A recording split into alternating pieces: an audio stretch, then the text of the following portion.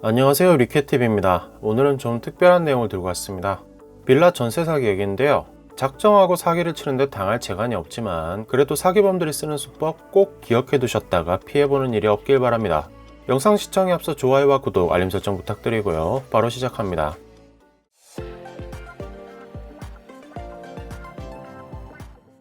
김모 씨는 2018년 인천 숭이동 신축 빌라를 신혼집으로 전세 계약하고 입주를 했습니다. 전세금 1억 5,500만원 중 1억 2,400만원은 신혼부부 버팀목 대출을 받았죠. 들어간 지 2달이 되지 않아 집주인이 바뀌었지만 등기부도 깔끔하고 계약 후 바로 전입신고와 확정일자도 마쳤기 때문에 크게 문제가 될 거라 생각하지 않았습니다. 문제는 청약 당첨된 새 아파트 입주할 시점이 다가오면서 발생합니다. 김 씨는 집주인에게 이사 계획이 있으니 전세 만료 기간에 맞춰 전세금을 돌려달라고 고지를 합니다. 이 말을 들은 집주인은 갭 투자로 산 빌라가 500채가 넘는데 지금 경기가 안 좋아 전세금을 돌려줄 수 없으니 뺏어 나가라고 합니다. 조만간 집이 경매에 넘어갈 수 있다는 말도 덧붙이죠. 그제서야 김 씨는 이 집이 깡통 전세라는 걸 알게 됩니다. 전세를 내놓으려고 하니까 전세 가격이 다른 곳보다 높을 뿐만 아니라 매매가랑 거의 같더라고요. 새로 바뀐 집주인이 1억 5,500만 원에 샀는데 그게 제가 들어간 전세 가격이고요.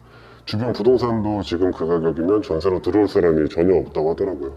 전세뿐만이 아니라 매매가 자체도 이미 그 전세 가격보다 너무 낮게 시세가 잡혀 있어서 도저히 어떻게 처리가 안 되는 상황이었습니다. 김 씨는 이 상황을 집주인에게 전하면 전세금을 조금 낮출 수 있냐고 제안합니다. 그랬더니 집주인은 기다렸다는 듯 전세 시세 그대로 차라리 집 명의를 가져가라고 합니다. 그래서 이 집을 사려고도 생각했습니다. 근데 또 딴소리를 하는 거예요. 자기가 임대사업자인데 임대주택을 중간에 팔면 벌금이 3천만 원이 나온다고요. 그 벌금을 대신 내던지 아니면 임대사업자를 데려오라고 하더라고요. 그래서 또 겨우 임대사업 등록을 낸 매수인을 찾았어요. 근데 이번에는 이렇게 손해보고는 억울해서 이 가격에 못 주겠다는 거예요.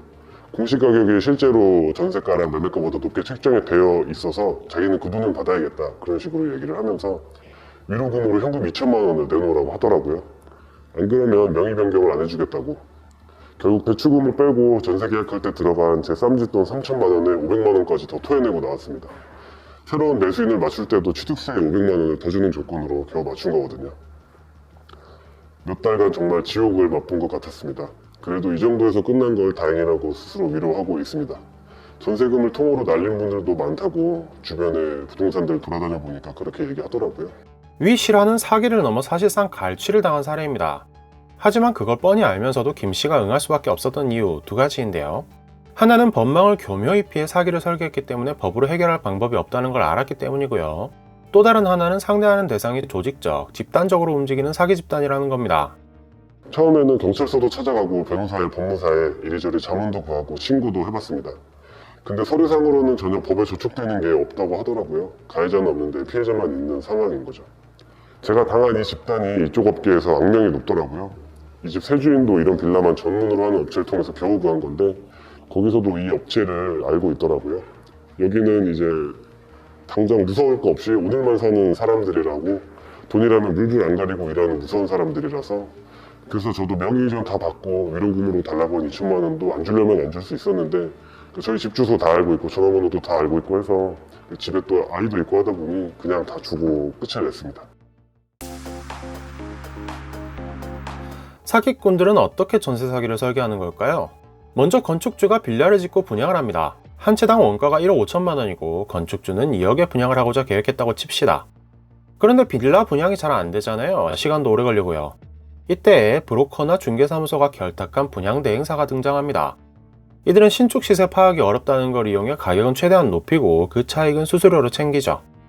예를 들어 매매는 2억 5천, 전세는 2억 4천만 원으로 홍보하고 건축주에게는 2억만 전달하는 방식입니다. 전봇대에 붙은 시립주금 500만 원이라는 전단지가 이들의 작업활동이라고 보시면 됩니다. 인터넷이든 전단이든 광고를 보고 연락이 오면 처음에는 매매를 권합니다. 그런데 요즘 대출이 잘 안 나오잖아요. 이때 상대적으로 대출이 용이한 전세로 유도를 합니다. 그리고 길게는 전세 기간 동안에 대출이자도 내주겠다고 합니다. 사실 이들은 뭐로 빼도 상관없습니다. 전세가를 최대한 높여 매매가가 상대적으로 낮게 보이게 유도한 건데요. 건축주에게 줄 2억을 뺀 나머지는 모두 그들 수수료라 최대한 빨리 뺄 수 있는 방법을 제시하는 거죠. 이 과정에서 빌라를 사신 분이라면 명의가 넘어온 이상 큰 문제 없습니다. 그냥 사시면 됩니다. 문제는 전세인데요. 전세가 맞춰지면 집주인이 바뀝니다.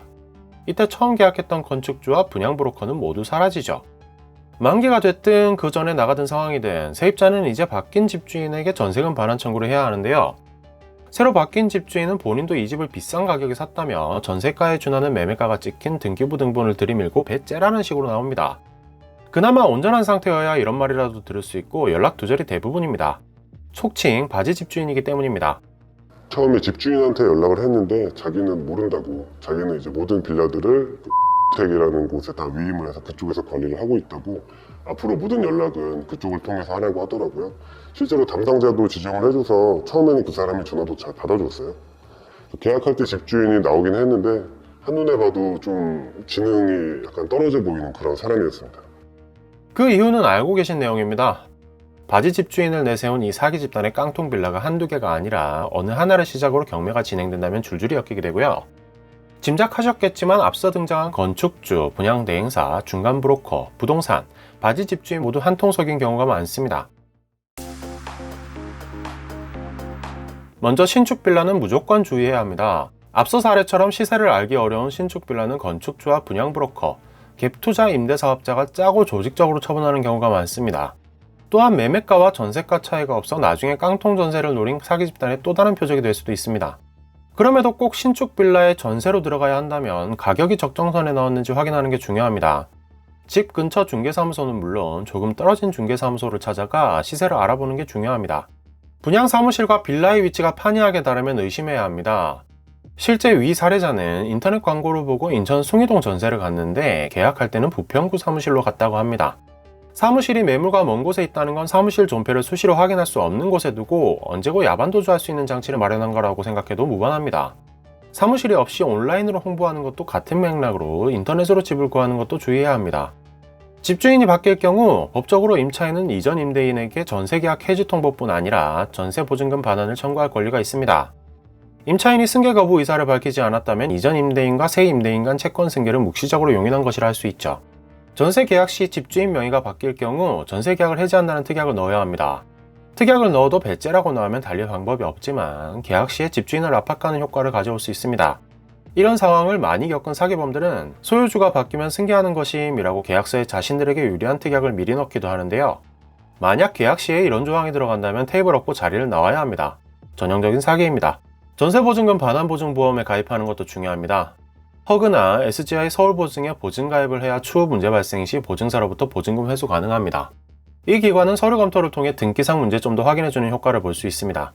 다만 전세보증보험에 가입하려면 계약서를 제출해야 하기 때문에 문제가 되는 물건을 미리 알아낼 수 없다는 단점이 있는데요. 이런 경우를 대비해서 특약에 보증보험 반려시 계약은 없는 것으로 한다는 특약을 넣는 것이 좋습니다. 현재 전세 사기 피해자들의 온라인 카페가 활성화되어 있습니다. 회원수만 1만 명이 넘는다는 게 슬픈 일이긴 한데요. 온라인 카페에는 악덕 사기범의 실명이나 사기 조직, 그리고 다양한 사기 유형이 언급되어 있습니다. 집주인이 사기 이름에 올라가 있지는 않은지, 현재 구하려는 집이 사기 빌라는 아닌지 파악하는 데 미약하나마 도움이 될 수 있습니다. 전세 계약 시 확정일자를 받고 전입신고를 하는 건 당연한 일입니다. 등기부 등본이나 등록된 중개사인지 확인하는 것도 필수죠. 하지만 사기범들은 이런 서류나 확인이 가능한 범주에서는 전혀 문제를 일으키지 않고 있습니다. 집도 대출 하나 없이 깨끗한 경우가 다반사입니다. 수법이 진화하고 있는 거죠.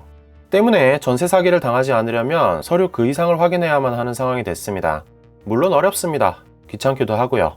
작정하고 사기를 치는데 당해낼 재간이 없는 것도 맞고요. 그럼에도 불구하고 계약 전 확인할 수 있는 모든 것을 해야 합니다. 돌다리를 수십 번 두드리며 확인하는 과정은 아무리 강조해도 지나치지 않습니다. 이상 리케TV였습니다. 이야기가 도움이 되셨다면 좋아요와 댓글, 알람 설정 부탁드립니다.